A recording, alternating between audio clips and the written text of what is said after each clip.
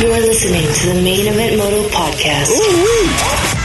And it is time for number 165. Main Event Moto. Gonna give a huge shout out to Fly Racing, Mika Metals, No Toil, EMT Racing, Viral Moto, and Olmi Creations. Thank you guys so much.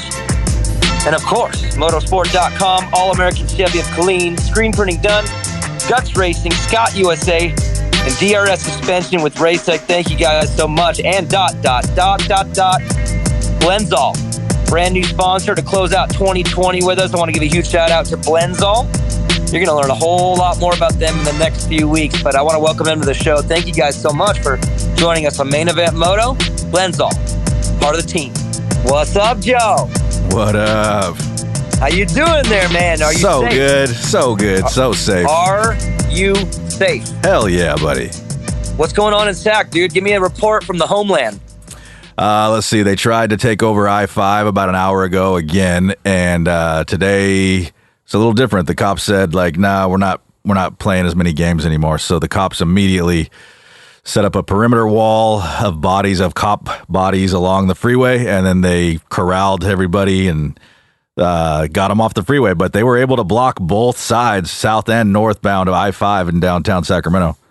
Wow, man, it's crazy. I was wondering, like, what's going on at home. It's, because I live in Lodi. It's not going off there. Stockton's getting a little loose, but I was curious if anything was going on close to you. So nothing near you then? Yeah, it's not too far from me. Actually, the thing started about like a mile and a half from here, but it's all good. We're good to go. Bro, I was like a couple blocks from the dude that had the bow and arrow in downtown Salt Lake.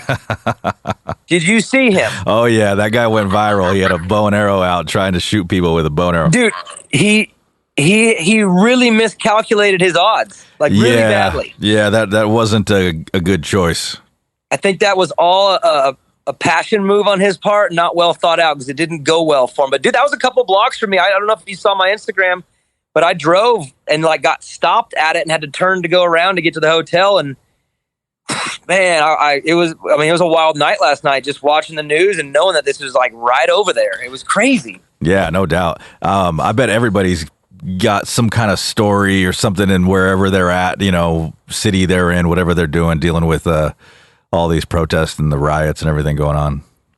Hey, when this thing all hit, bro, I'm thinking this is going to go off everywhere except Salt Lake City. I know, and I want to dive into these things so bad with you. Would you mind if we did a main show on Tuesday?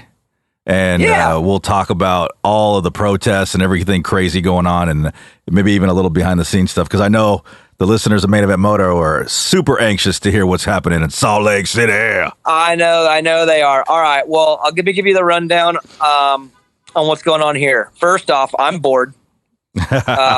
Well, first, back up just a little bit. So, because you and I met in person the day you were leaving to go out to Salt Lake City, and you were driving. Yeah, you were driving the 8 and whatever hours it takes to get there from here, and you had to do the little test thingy, and then you had to get quarantined for 48 hours. I'm assuming the test came back negative for Corona. I'm assuming you didn't have it. I don't got it, bro. I'm clean as can be, but dude, to that test, I'm telling you right now, it was not as bad as I thought, but don't let that fool you. It was not good. It looks painful. It's weird, dude. Like it's like a sharp pain, and you almost get like a little twitch on your eyeball, like a little oh. Yeah, of course. Stabbing your brain with a Q-tip or whatever it is. Looks painful. And then homeboy does the old twist. And I was like, oh man, that sucked too. And then when he pulls it out, I think that's the worst part. But dude, I videotaped it to force myself to not look weak, because I knew if I was on my phone, I would have to be tough. But it wasn't. I wasn't handling it as well as I looked. Dude. That was not good. All right, so you get there, you get the test done. You have to hang out in your room for 48 hours because you're quarantined, so they can get the results back. They got them back. You're good to go.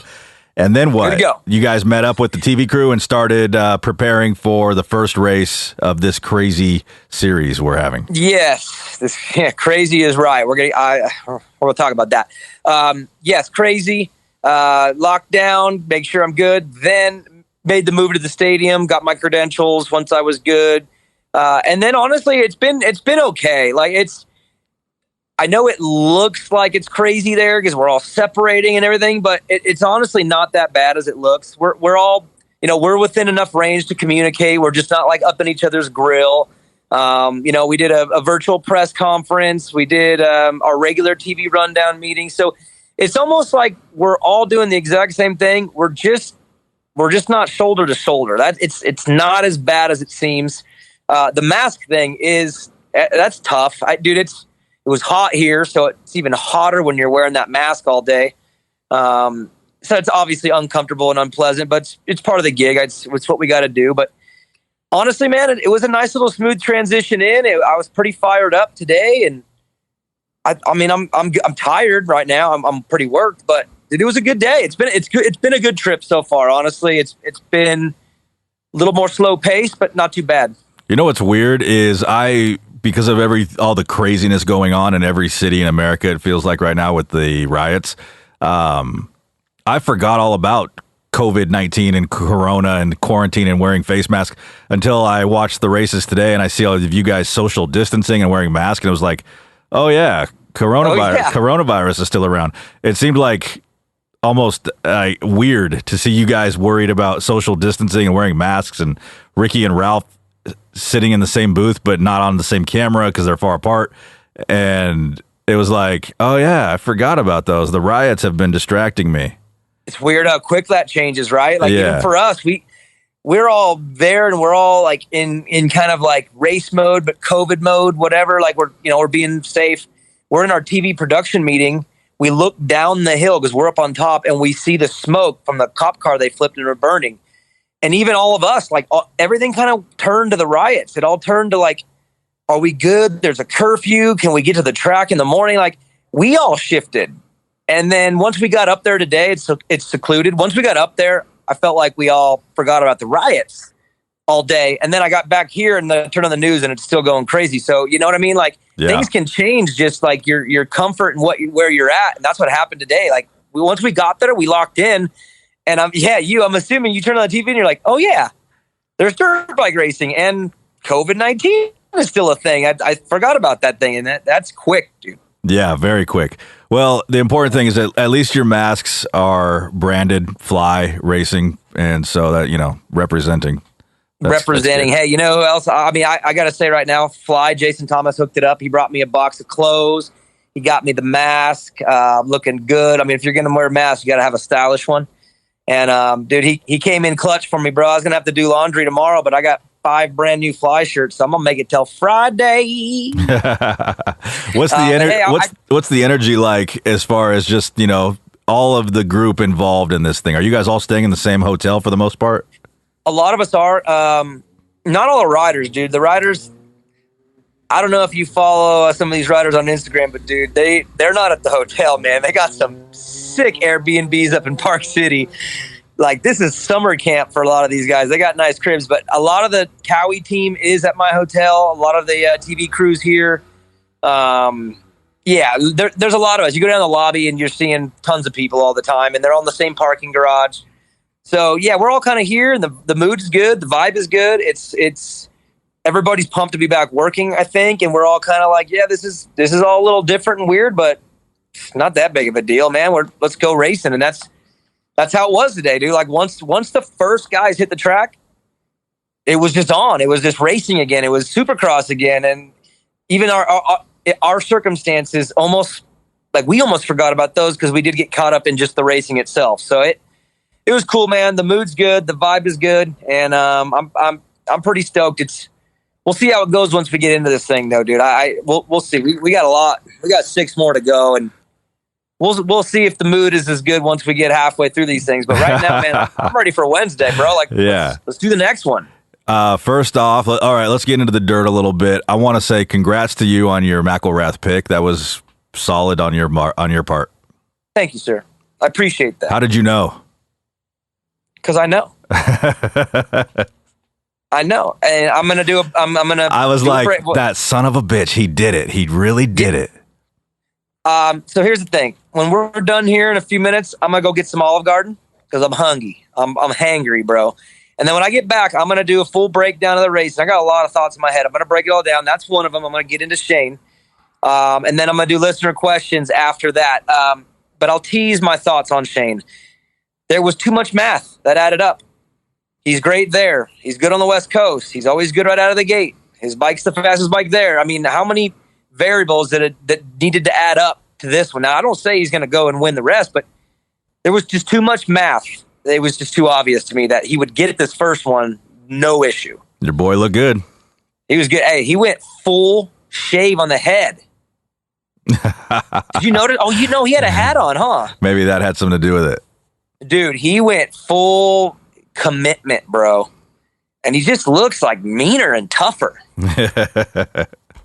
So I don't know. Maybe it was that. I'll ask him. Maybe it was that. It was the haircut or the hair eliminator, whatever he did. But no, it was cool, man. I got that one right. What do you think about Eli? I want to know what you think about that. Like, just is he going to be stopped? I was so pumped when Webby passed him, and it didn't last long enough to really enjoy it. So at this point, yeah, man, it's looking tough. That was pretty bad. I mean, that was a spanking. Yeah, it was. Hey, it was weird too because he got past and kind of worked for a second, and then he was like, "No, no children, no." Yeah, I was like when Webb passed, I was like, "Damn it, there's way too much time left." Like, yeah, it was too early, dude. Yeah. And dude, hey, did that feel long to you? No, actually, it felt kind of short. It's weird, man, because honestly, like, it's 20+1. They did so many laps, but same kind of thing. Like, in the middle, I was like, wow, okay, we're halfway there. Okay, whatever. And then all of a sudden I looked up and it was like 2 to go. And I'm like, wow, it didn't feel that bad. I don't know. It didn't feel as long, even though it was hot down there and everything. I'm with you. I never felt like it dragged in the main, even though there was a long period of time with nothing happening. I still never felt like it dragged. Yeah. I mean, I felt like it was just, if I'm being overcritical, it seemed like a little bit of a boring race, not a lot happening.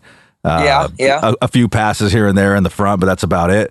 Track seemed really small to me and just not as exciting, I guess. But other than the fact of just having a race to watch finally, which is great in and of itself. But, there were a couple of minor little things if I'm being picky. How'd my hair look? So good. Okay, because I was pretty happy with it. Let's just say I put double the product I normally do for this one. This is big NBC, Joe. You go double product in the hair. It looked like a young Val Kilmer and a young George W. Bush had a baby. Ooh, that's what I was going for. Hey, and did I look a little thinner too? Yes, you did. Okay, good, because I did some work in the last few weeks and got her down. NBC hooked it up with the polo, and they knew it was going to be hot, so they said, "What size are you?" And you know me, Joe. I'm right in the middle of medium and a large, and I had to pick. I chose medium. I committed, and I had to get into that bad boy, and I did, and I made it, and I felt good today. I felt light on my feet. That's good to hear. Will there be a Pedrogan sighting at some point? Yes, I brought him. Oh, I brought him with me. Nice. Let's go. Let's go next Sunday night. I think it's going to be a little cooler. I'll bring Pedrogan out. Can't wait. Oh, I know. Just think about Pedrogan with the mask. I mean, what is that called? What do we call that guy? What is that guy? What do we call him? We got to come up with a name for seriously. Pedrogan with a mask. Yeah, Pedrogan with a mask. I don't know. I'll have to come up with something. Scorpion? All right. Hey, tell me I didn't look like Cyrax from Mortal Kombat. Cyrax was good, dude. He was tough. Yeah, Cyrax was pretty good. He was a tough beat. Yeah, he's a tough, like, robot kind of dude. Yeah, I look like him out there. Yeah, it was good, man. I had a lot of fun, dude, but I gotta go, bro. I'm so hungry, dude. Like, I'm in a fight with my stomach, so I'm gonna go eat. I'm gonna come back, and then I'm gonna give you guys a full-blown breakdown. I'll give you listener questions, and Joe, I miss you. Miss you too, brother. All right, main show? Yeah. Oh boy. All right. Hopefully the world's not burnt down by then. Later, brother. Right. I'll talk to you in a bit, but I'll send you them files when I get back from dinner. Show. Later. Main event moto. There's a reason I run DRS suspension and Race Tech hard parts with Mika Metal's chains, bars, and sprockets on Evans 65. First off, DRS suspension settings work everywhere. I haven't changed a clicker since I put them on. Maybe it's the internals from Racetech that give it that extra something. American-made products with a 100% guarantee. You don't see that every day. Yeah, the DRS Racetech combo works for me. And what can I say about Mika? First off, they've been with us since the beginning. The quality of their bars is top of the line, and Mika is the only chain and sprocket combo I run. Motoheads, get with the program. It's DRS suspension, Racetech, Mika metals. Say it again. It's DRS suspension, Racetech, Mika metals. Is that good, Joe? Yeah. I love when NorCal companies take the world by storm. Guts Racing seat covers and no-toil filters are made right here at home, but their products travel the country and world on some of the baddest dudes' bikes in pro racing. Who runs Guts? Too many factory teams to list, Joe. Who runs No Toil? Well, it's the only filter Chad Reed will run. Guts and No Toil make only the best. So visit gutsracing.com and notoil.com and step up your game, Motoheads.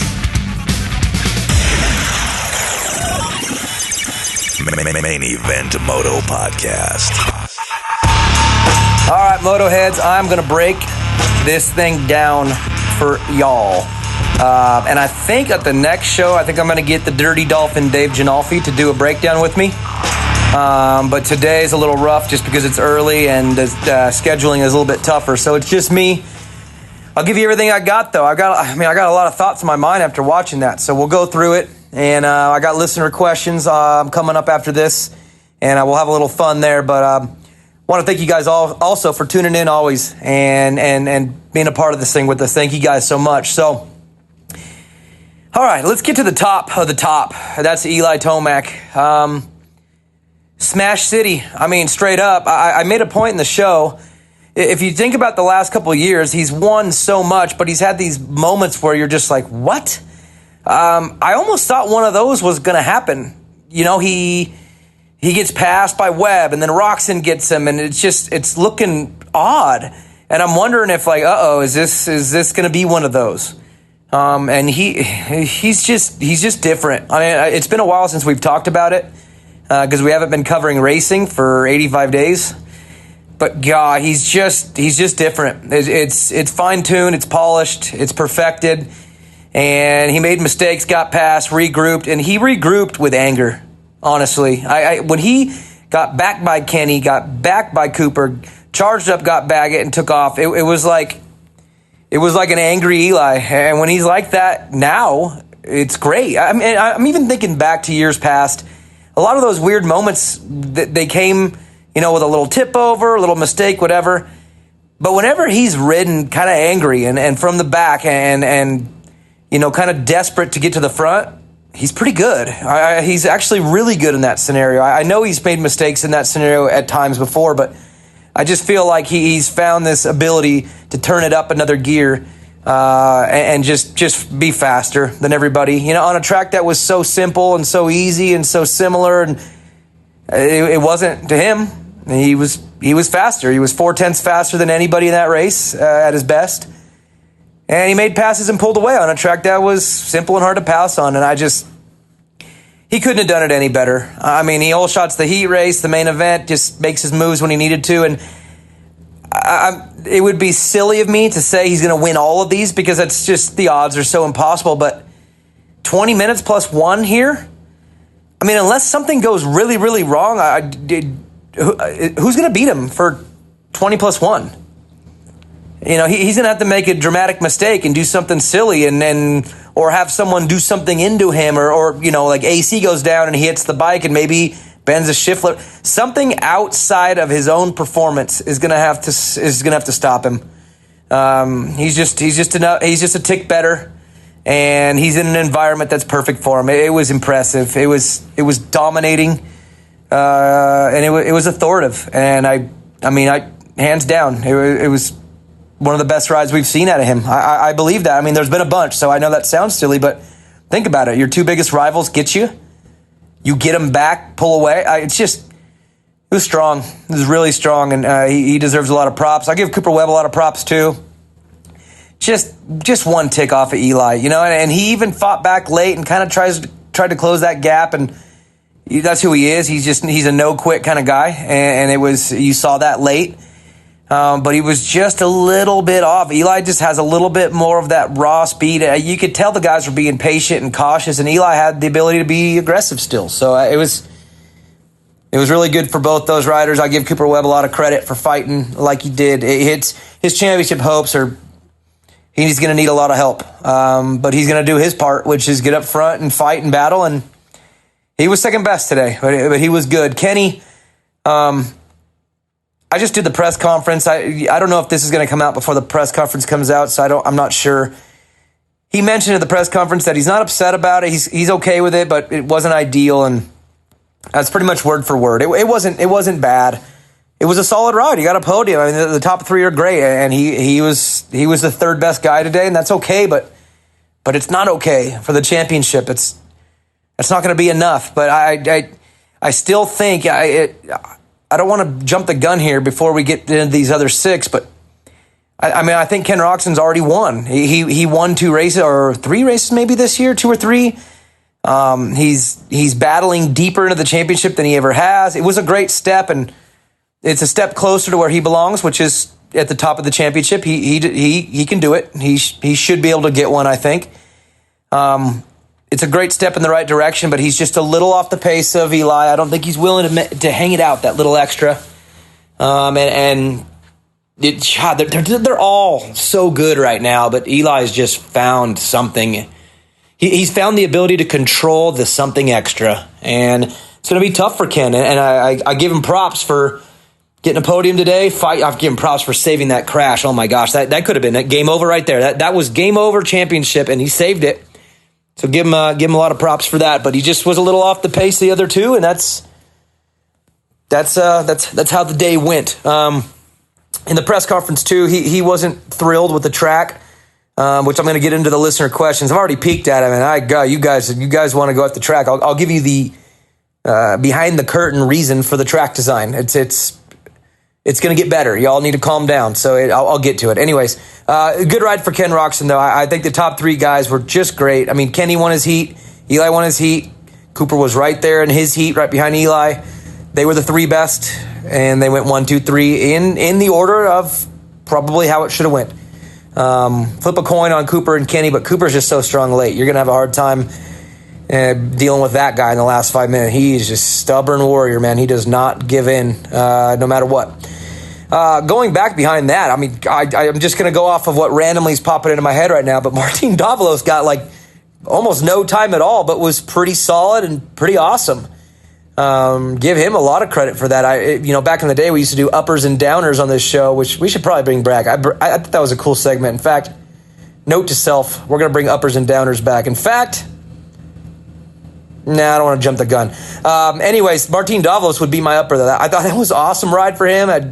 I apologize for the slight chuckle, but I'm just like, he was so solid. And that's just not what he's been. He was a rock today, though, and he rode really, really well. Let's see what else stands out. I'll go maybe in a negative, and this isn't really a full negative. It's just kind of how it turned out. But Barsha, he's in 4th. He was in range to win this championship, too. I've actually had somebody DM me, too, and said, how come you and Ricky are always talking about the 3? The 3, Barsha's only 2 down a Webb. He's still in this thing, too, and again, not to be harsh, but I think we saw today that it's the 3, and that's. I mean, I hope that's not being taken the wrong way, but it's factual. We saw it on the track. Barsha was a little off today. The qualifying wasn't great. The main wasn't. I don't remember seeing him much. And when I saw him, I think he looked okay. He was just a tick off the other guys, and I know he's in the championship hunt. He's still mathematically in this thing, but I don't see it happening. There's too much that has to be overcome, and I think he's got his own things to work out. You can see with Webb, at least he's going to be ready to challenge for a win. I think Barsha's got a couple things to figure out first, but rough day for him. He would be my downer in the 450 class. Jason Anderson, I would say, rode great today. I mean, the guy fought hard. He dug deep all day. He's coming from the back almost every single ride, but I think we're going to see more from him up front. He just wasn't up there, but the effort, the speed, everything was really good from him. Blake Baggett, I know people are being a little harsh right now and being like, oh, how could you fade that hard? And it's like, look, the guy got the whole shot. He put down a really impressive first half of the race. And I can tell you right now, you think you're in shape, you think you're dialed, and then you get out front in a main event and you give it everything you have, and you forget to breathe a little bit. You're just pushing. You're lots going through your brain, and then maybe a guy or two gets you. You get deflated, and it all hits you at one time. And I think for Blake, that's what it was. You saw late in the race he was struggling to keep going, but the guy exerted a lot early. And when that happens, and if you're not prepared for that second half, not that you're not physically prepared to handle the second half, but you're not prepared to respond to a really, really heavy push in the first half, you can hit a wall that you're like, wow, I never hit this wall. But that's because you don't race all the time. Racing exposes, where your wall might be. And for Blake, that's what happened today. I thought he looked so good early, but just ran out there late. Other than that, the 450 class, I thought it was pretty standard. You had guys that were, Brayton was in there, Wilson was in there kind of late making his moves. Osborne was really good. I mean, what'd you expect there? The guy is just a warrior, man. I put it this way. Cooper Webb's a warrior. We all know that, right?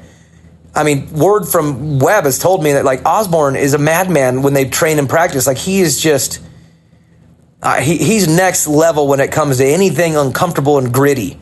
And it was hot, dry, even had humidity at some points. Like, the clouds would cover, and all of a sudden it almost felt like a little warmer in a way. And, I mean, you just throw every tough combination at Zach Osborne, and he's just smiling under his helmet, just grinding away. And he did. He dug deep and just never stopped thrashing and got a fourth. I mean, think about it. I mean, that guy got hurt, back when we were still racing, and had a horrific injury. Like, it didn't get much coverage because of the timing, but, man, Osborne got rocked, and he's back and comes right out and gets a fourth and earns it from the back. It was a good ride. Impressive for him. Cincerello, I'm just bummed, man. God, that guy. And I just watched his Instagram video. He put up a little story. He's okay.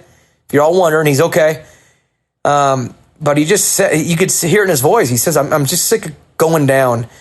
And I don't know what it is. I don't know what it is with him. He's fundamentally great. He's talented. He's polished on his bike. It's just, he just has these little things, and I think it's because the guy wants it so bad. And, the truth is, mathematically, there is no such thing as more than 100%. There's not. But if there was, AC would be the one who's pushing 105. He wants it, and it's just not coming to him yet. Luckily, though, he's okay, and he'll be back at the next one. And I still think we're going to see great things from him. Just a tough break for him to go down like that. I'm just glad he's okay. That could have been worse. I mean, Cooper Webb wheel tapped him. And Eli, too. You want to talk about luck? Eli is so lucky that he did not go right over the foot peg or something and get a flat tire. I mean, could you imagine if his teammates crashed, cost him a title? Like,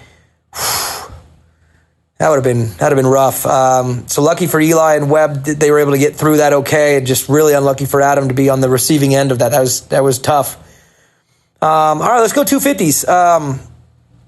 I hate to be the guy that says I told you so, but I mean, guy, I got to get a little cocky here. I got so many DMs after maybe the last show, and they're just saying, dude, what are you thinking about Shane? Like, what's wrong with you, Shane? Like, it's like, what do you mean what's wrong with me? I said on the show, at 3 out of the 4 last opening rounds, he won. He dominates. This felt like an opening round. We're in a place where he's won so much, and we're in a place where his bike is the best. It's pure power. It's a power grab up here in Salt Lake, and he's got the most. I mean, there was just too much math that left. I'm not saying he's going to win the title, but I told you guys he was going to win this one. I don't really understand where the pushback was on that one. That was like the easiest call ever. And you guys know me, I'm wrong about everything, but I felt good about that one. And there was just too much math that made sense. I think it's going to be a fight. Chase is frustrated. He got a little sassy with me on the podium too. I didn't mean. I guess maybe I did mean to say what I said. I said he kind of was a little off the pace, which when I meant a little, I meant a little. It wasn't that much, but Chase was fired up, and I give it to him. I like that he fought back and stood his ground on that. He was pissed. You could tell. I mean, that guy does not like to lose. You could tell he came into 2020 with the attitude like, I've got to win now. And then when it doesn't happen, he's not happy. And I admire that. I admire him a lot. I think I've made it clear in the show. He's potentially going to be maybe my favorite rider here pretty soon when he gets in the 450 class. I like everything about him. But he gave me a little attitude back. But maybe I wasn't clear enough what I meant. He was right there, but just didn't have enough. Shane had a little more. They both had a tough time getting through lappers. It seemed like Chase would have a good run, then Shane would have a good run, and then it like Chase said, it yo-yoed. It did yo-yo, but Shane had more today. Really impressive. God, this title is going to be fun to watch. These two are both really, really good, and if you notice, they both got right out front. They won their heat races. They got out front 1-2 in the main. Like they're the two best on the East today, and it's not close today. I still think Colt Nichols is going to get up there. That was just a rough day for him. Just things outside of his control. I'm gonna say something about Garrett Marchbanks. I'm gonna admit something that I've internally been believing that I now think is wrong. I'm not afraid to do that. I thought Daytona was a great win for him, but I thought it was circumstantial. I really did not believe that I was going to see him take a step on a regular Supercross track. And what I saw today, don't let the third fool you. That's great on paper, but what I visually saw was somebody who's made a pretty big leap in Supercross, and just his comfort, his aggression, everything. And I believe that he was an outdoor guy that was going to be great on outdoor, and Supercross it'd be okay for him. And I'm just going to tell you right now that I don't believe that anymore. I believe he's going to be great at Supercross too. He's so young. I forget that, because you look at him and he's like a man-child. He's got that low number on his bike, and he's tall. You just think he's grown up, and he's not. He's a kid. He's so young, and he's going to be a force to be reckoned with. I believe I was wrong on him. I think Supercross is not only something that he's going to master all the way, I think he's going to be great at it. And I like his attitude too. He gave me some on the podium too. It wasn't a good ride, even though he kind of came back later and said it's okay. But he wants to win. He wants to be up there. He feels he belongs that way, and it's looking that the trend is looking to the top for him. And I was impressed. And he's going to have to battle it out with Pierce Brown, fellow Utah kid. They grew up together and used to be buddies, and I don't think it's as close anymore as they grew up and became rivals. It's funny how you start out as buddies, and then as soon as it starts looking serious, like your career is on the line and results really do matter at the big races, that people grow apart. And I understand that's what happened to them. I don't think it's bad, but I think they were really close as kids. And I think now it's going to be a competition from here on out to see who has the best career. And I think they both have a point to prove, and it's going to be fun to watch, because Pierce Brown is impressive. When he was down in 21st, I'm looking at the live wire, and I'm just like, yeah, poor guy. We're not going to get to see anything. And at certain slow points in the race, I look away from my monitor. I'm watching him, and damn, he's good. He is really, really, really good. And him and Marchbanks they're like children. I'm not even 100% sure that they're 18. I think they're both 17. Maybe just turned 18. But wow, they're good. They're going to be great in this 250 class. You always look ahead and see who's coming, who's next, and you'll see Sexton Ferrandis move up to the 450 class, and people got to take their place. Marchbanks, Brown, look out over the next 3 to 4 years. They are really, really good. Other than that, I'm not sure exactly what went on out there. I never saw Swole. I didn't really see Shimoda. J-Mart was in there. Marchbanks gave J-Mart the goods. I don't know where that came from. He said later it was just a pass, but man, he gave him some for sure. Jeremy's probably cool with that. He's an aggressive racer. He knows how to give it and take it, so I think that's fine. But he had a kind of just okay day. I didn't think it was great, but it wasn't bad. It was okay. But yeah, Shane and Chase, let's go. This is going to be a good title fight. Shane said it, do or die. And I mentioned this on the broadcast, and I've said this multiple times, and because it's real. If he wins this championship, his odds of getting a 450 deal or a better 450 deal go up. And if he doesn't win this championship, then it's a rougher look. It's a rougher negotiation, and it's do or die for him. He wants that title. He's been good enough to get one for a couple years. He wants it. He needs it. And you could tell today that he rode with his back against the wall, and I expect him to be that way all the way to the end. I think maybe with Snap on Dan, Andy Gregg, one of them on the last show with me said Shane just needs more fight. Well, he had a little different look in his eye today. I could tell he wants it bad. And Chase wants it bad too. They're both impressive. It's going to be good to watch. And let's keep an eye on Marchbanks. Let's keep an eye on Pierce Brown. These two are good, really good, and they're gonna be fun over the next couple weeks, couple rounds. And then again, it'll be fun to see them go up against Jet Lawrence at the showdown. I know I'm getting way ahead of myself, but man, there's some good kids in the class right now. There's the sport is healthy. The youth is strong. I'm impressed. Anyways, guys, it was a fun day. It was a tough day. It was hot, but the guys fought through, and I think it was a good way to get started. It's going to get better from here, and the racing should get better too. The next one's at night. The soil will be a little bit better. They'll be able to keep it under control. I actually saw the next couple of layouts that the track crew has, and some interesting stuff. I'll tell you the start and the first turn for the next one is very interesting, and could cause some problems for some, but it was good. All right, let's take a break. We'll come back. I'll do listener questions and have a little fun with you guys, and we'll wrap up this show. And again, thank you guys so much for tuning in. We'll be right back. Main Event Moto.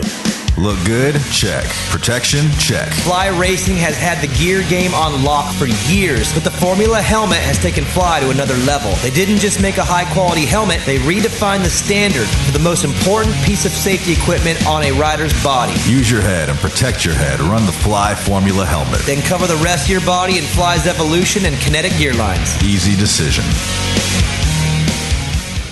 If you're a true Motohead, then motosport.com is your only choice when it comes to OEM or aftermarket parts for your bike. And when it comes to servicing your bike or giving it the punch you need to perform, it's EMT Racing. With motosport.com, you can get everything you need for your bike with great pricing and ridiculous speed on shipping. And with EMT, it's simple. Take your bike to the experts. 2020 is the year EMT takes over the performance world. If you don't know, now you know. Your Bat Bros choose motosport.com and EMT Racing, and you should too.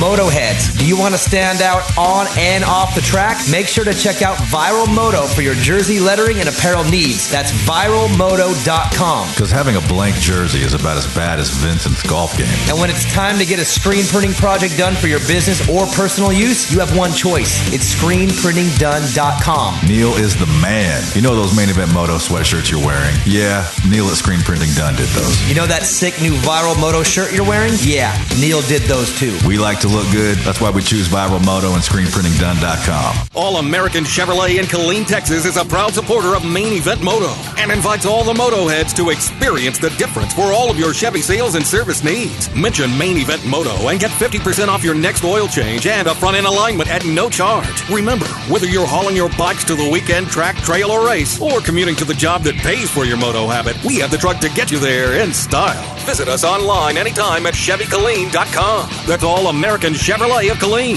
Chevy, find new roads. Main Event Moto Podcast.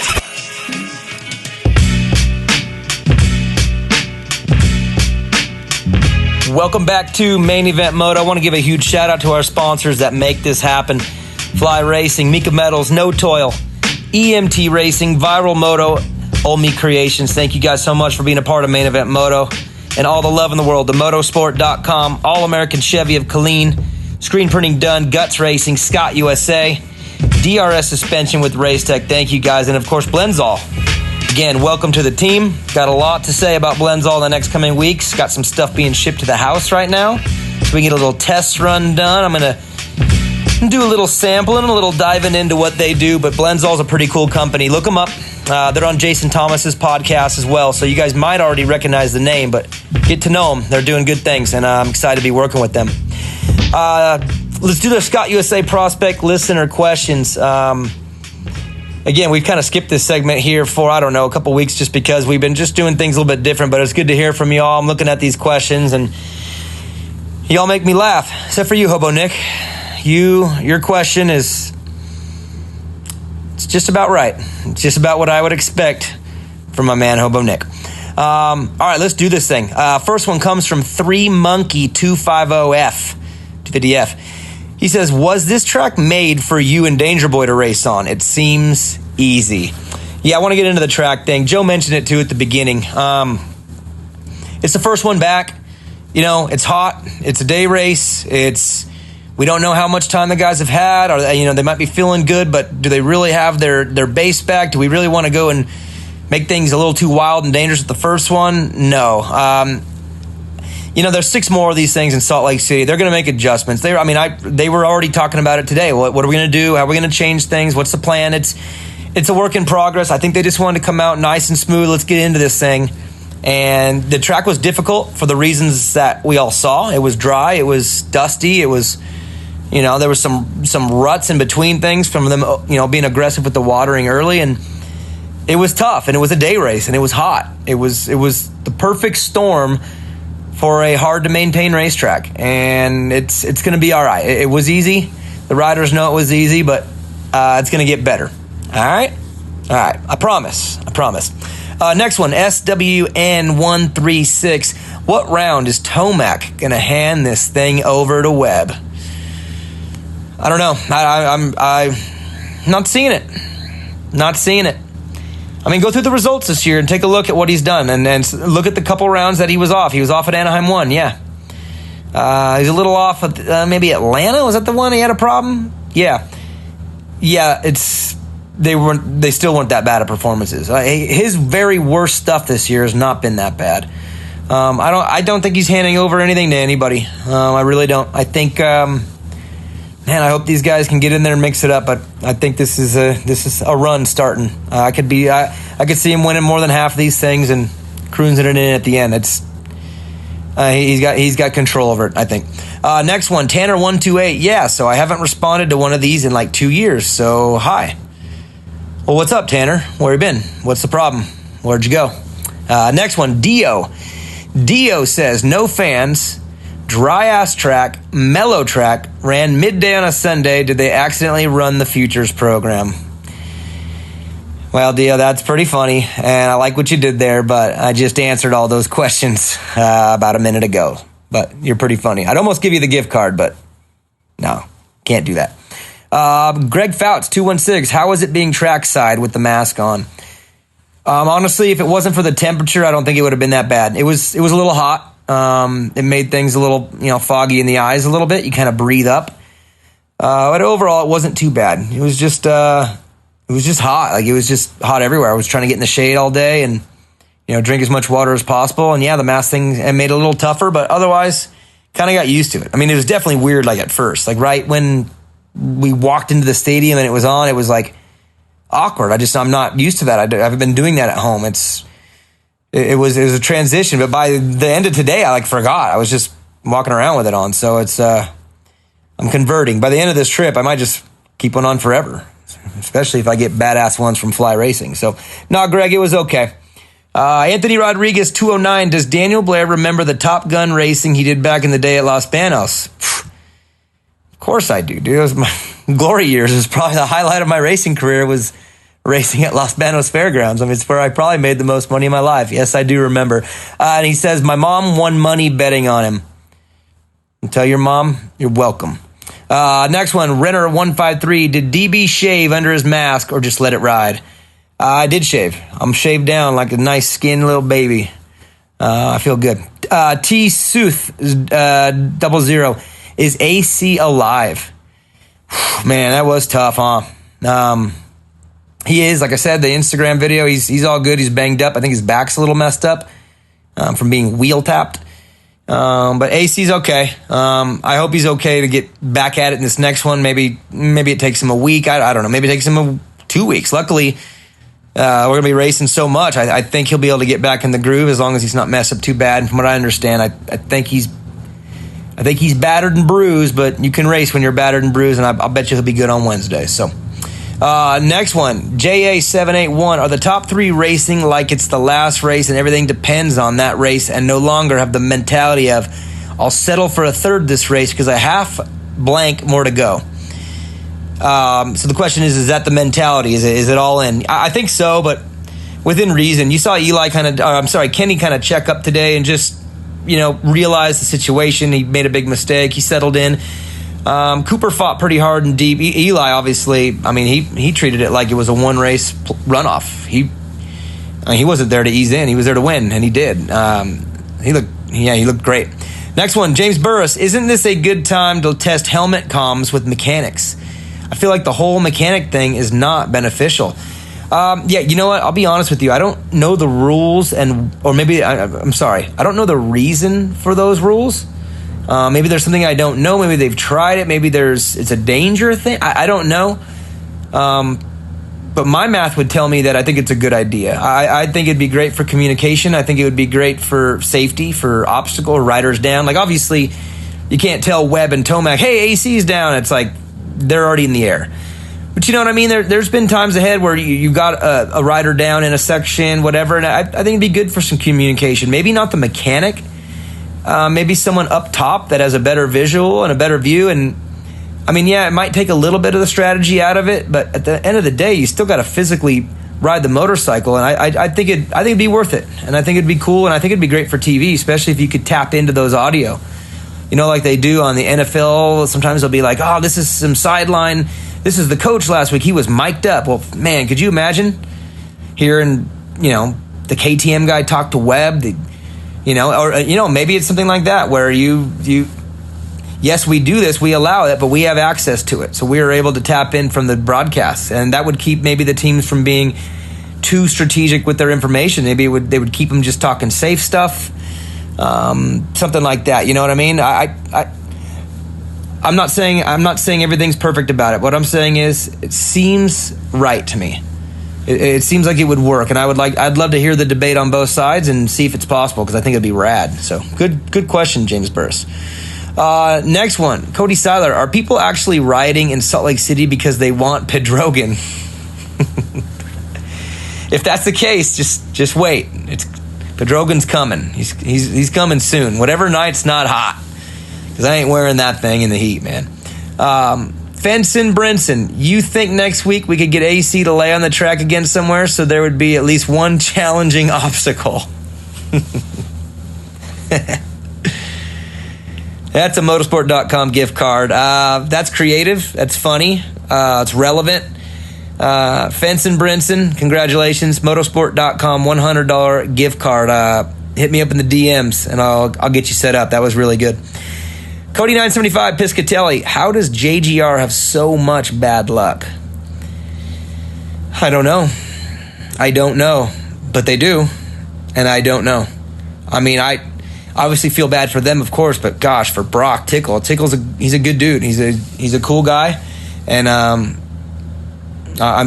bummed. His return to racing has been, he waited all this time, like 2 years. He finally gets back, and it's just like, man. I'm really bummed for him. And I think maybe I saw broken hand. I think I saw. It's not confirmation. I thought I read that somewhere, but I'm bummed for him and the team. That's just brutal. Next one comes from Hunter469. He says, "Everyone, calm down. They said from the beginning the track would be easier, and then he'd gradually get more difficult, just like A1 every year." Hunter469. If Fenson Brinson didn't make me laugh, you'd get the gift card. That's a close second. I'm sorry, but that's about as accurate as you could be, dude. Very, very well said. Let's do a couple more. DC904, why no mention of AC and his condition after this crash? Also, you sounded great. Never missed a beat. Cannot wait until Wednesday. Well, thank you for that. I worked really hard in the break. Tried to fix some things and improve the way I do some things, and I haven't watched it back yet. I'll be obviously more critical when I see it back, but I left the track feeling pretty good. Pretty happy with how I did. As far as AC goes, he just got back to the pits, and it's a little bit more difficult for us to move around and do the things that we would normally do. So for us to get back, or for me to get back over there at that moment, it was a little bit harder because of the circumstances. Good point, though. That's something that we should have got. I wish we would have had a line of communication to them, or maybe could have get over there. Man, I maybe could have pinned it over there and pinned it back, but to get our whole crew over there to do a report would have been kind of difficult at that time. But good thought. Next one, Meryl.tj. Do you see what happens when you don't let people watch Supercross live? They start riots. I don't know what I saw online. A couple people getting mad about, the broadcast, the gold package. But then I have friends that have it. My mom has it, and they watched the whole thing, and it was flawless. So I don't know if this is. I see some people online upset about it, but I don't really know the details of that, because Like I said, the people that I know that have it watched it and they said it was fine. So I'm not sure what happened there. Next one. Jason Manus, 39. Tomac wins all 7. Stamp it. The conditions are too good for him. Hey, put it this way. I don't agree with you, but I'm not going to sit here and say you're wrong. You know what I mean? If it happens, I wouldn't be surprised. He's 20 minutes plus 1 lap in that building. Something stupid would have to happen to stop him. I don't think he can be stopped on his own. I think something has to happen to the guy. That was unreal. Last one. Let's go Stutzman Joe. Why are they not showing all the qualifying session? They cut out 450B. Yeah, so they typically use that last final qualifying session as a warm-up. And it's a warm-up for everybody, for Ralph and Ricky and Will. And then, of course, the cameras, getting their just getting everything right for the night program. And as you've seen in the past with Race Day Live, me and Jim would then take it back over, do a little bit of the 450B, and close out the show because it was a standard Race Day Live show. But what this is just a chance for the broadcast team, and me being part of them now, during this segment, is to get our warm-up in and put it up on Gold so everyone could see the practice and qualifying, but it's not a full show. And after that 450A, it's you kind of end on a high note, and I don't mean that in a negative way, but you end the show with Kenny Roxon, your fastest qualifier. Here's the race. It's almost like the close to the show to get the fans amped for the night program, and it would be a little bit weird, I guess, structurally, to then go to the 450B, kind of cover a little bit of things when we've already kind of like got the audience to see everything they want to see. I mean, I know people want to see 450B, but I guess from a production standpoint, it would be a little bit silly to just go all the way to the end just because you're going all the way to the end. You kind of want to close on that 450A and do a nice hard close and push for the night program. That's my thoughts. That's my guess. I don't know, but that's what I think, and I kind of support it. I apologize for those that don't agree, and that's fine. But anyways, yeah, that's my thoughts. Anyways, guys, thank you. Scott, USA Prospect listener questions.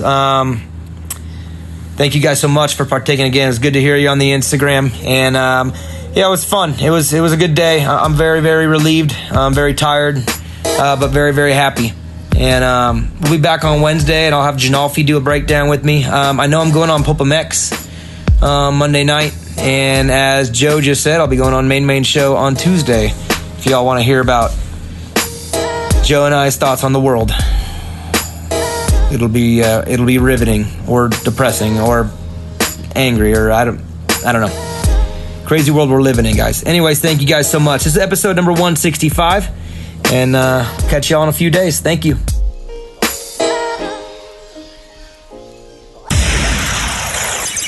Main event motor. Screw it. You know it by now.